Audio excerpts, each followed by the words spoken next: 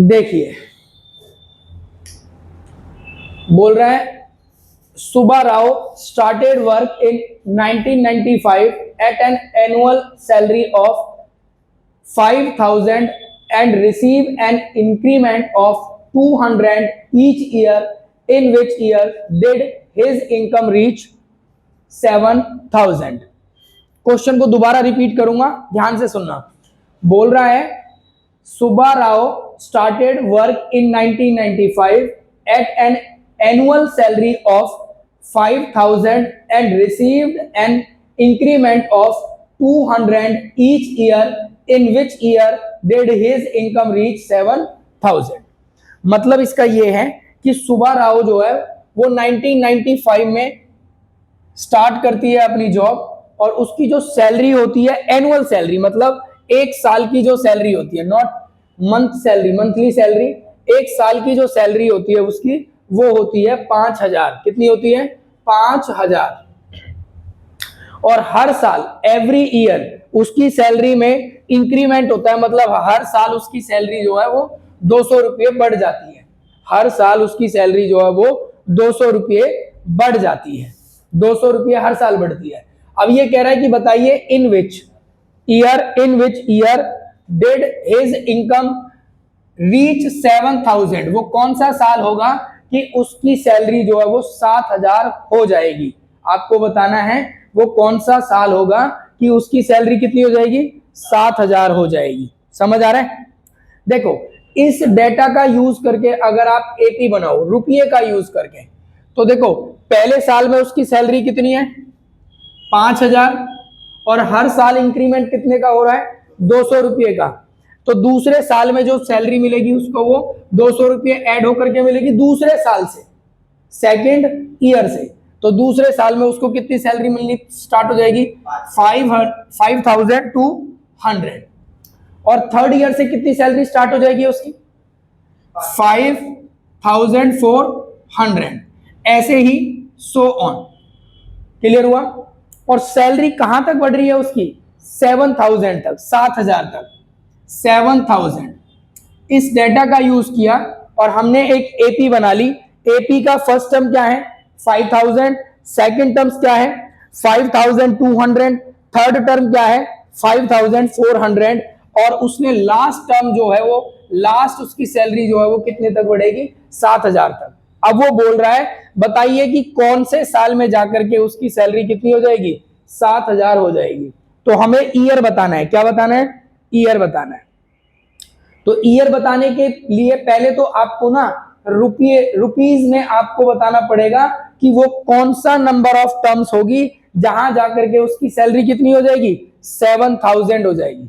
हमें पहले रुपीज में नंबर ऑफ टर्म्स निकालना है। क्या निकालना है? Number of terms in rupees.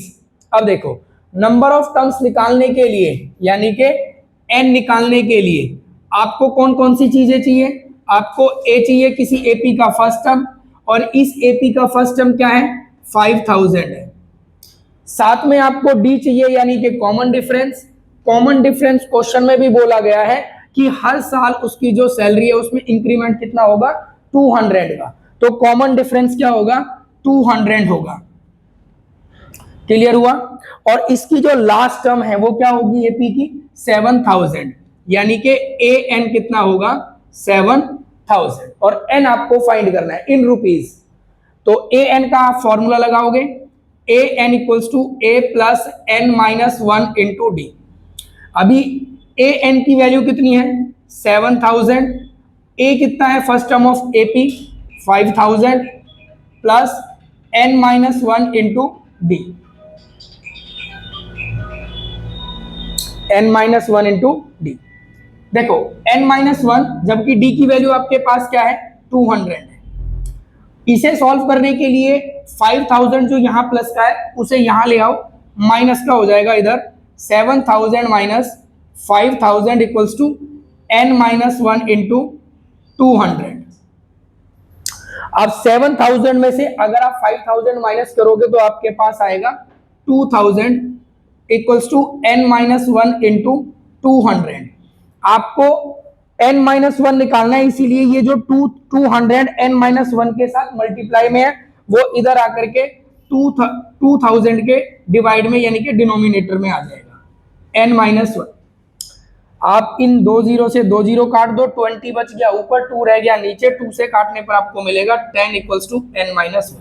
हमें निकालनी थी नंबर ऑफ टर्म्स, तो ये जो माइनस का n है वो इधर आ जाएगा और क्या हो जाएगा 10, उधर माइनस है इधर प्लस होगा आकर के 10 + 1 इक्वल्स टू n, एंड 10 + 1 कितना होगा 11, यानी कि रुपीज में नंबर ऑफ टर्म्स कितना आ गया है आपके पास। जी सर, हाँ जी सर, n इक्वल्स टू क्या आ गया आपके पास 11। ये तो आपके पास नंबर ऑफ टर्म्स आई है रुपीज में, लेकिन आपको बताना है कि कौन से ईयर में जाकर के उनकी सैलरी कितनी हो जाएगी 7000 हो जाएगी।